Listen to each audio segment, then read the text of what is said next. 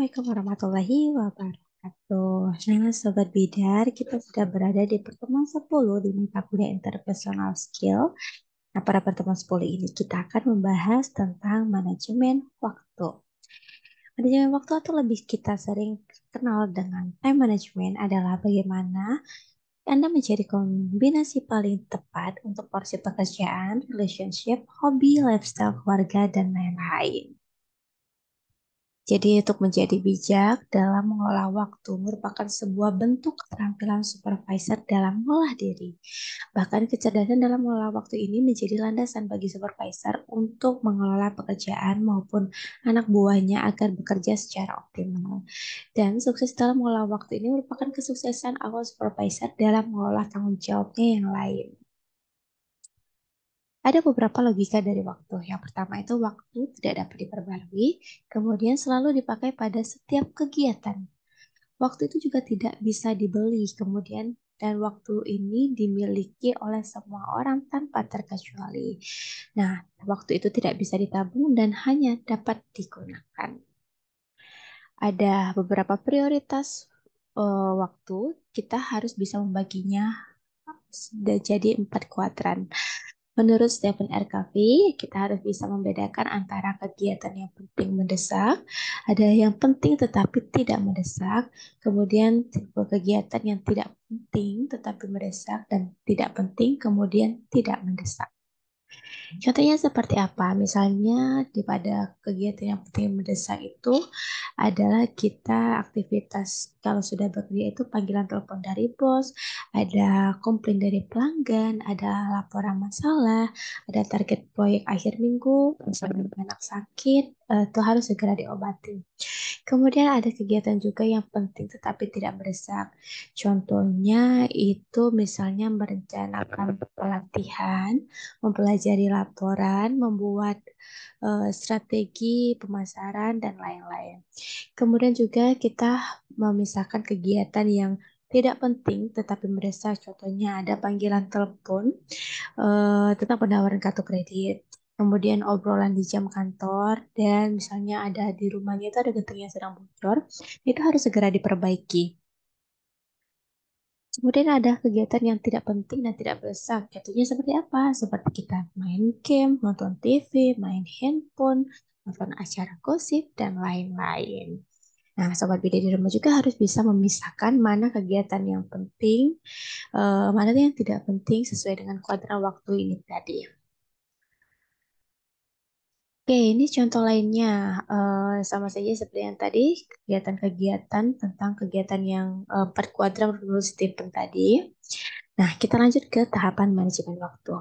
Ada 3 tahapan. Yang pertama yaitu analisis pola pemakaian waktu. Kemudian setelah dianalisis, kita harus bisa mengevaluasi pemakaian waktunya. Setelah kita evaluasi, kita buat lagi rencana penggunaan waktu. Nah, kita bahas dari analisis pola pemakaian waktu. Tahap di mana supervisor menganalisis semua kegiatan untuk menyelesaikan tugas-tugasnya. Kemudian, dalam analisis pola pemakaian waktu ini bisa jatuh pada jam, harian, mingguan, atau bulanan. Namun, rata-rata yang biasa dilakukan oleh supervisor adalah pola pemakaian waktu jam atau harian. Kemudian setelah itu evaluasi pemakaian waktu. Analisis untuk mengelompokkan aktivitas-aktivitas ke dalam 4 kuadran waktu. Kemudian setelah melakukan analisis pengelompokan pekerjaan, tahap berikutnya adalah membagi masing-masing pekerjaan tersebut ke dalam 4 pilihan, yaitu drop it, delay it, dan do it. Yaitu mana kegiatan yang harus dilakukan, mana yang harus kegiatan yang kita tunda dan harus segera dilakukan. Rencana penggunaan waktu itu terdiri dari beberapa. Yang pertama ada rencana kerja, yang kemudian kita menentukan sasarannya. Dan kita susun yang mana yang prioritas. Kemudian kita menetapkan batasan waktu dan kita lakukan rencana aksi. Contohnya misalnya dalam praktek pekerjaan waktu mingguan. Nah, kita mulai dari hari Senin, dari jam 8 sampai 9 itu kita membuka email yang masuk, yang kemudian jam 9 sampai jam 11 kita membuka internet untuk memperoleh informasi terbaru. Kemudian jam 11 sampai jam 12 yaitu membuat perencanaan pelatihan. Kemudian jam 13 sampai jam 16 sore membuat dan memperbaiki modul, dan 16 sampai 17 membuat dan memperbaiki modul lagi.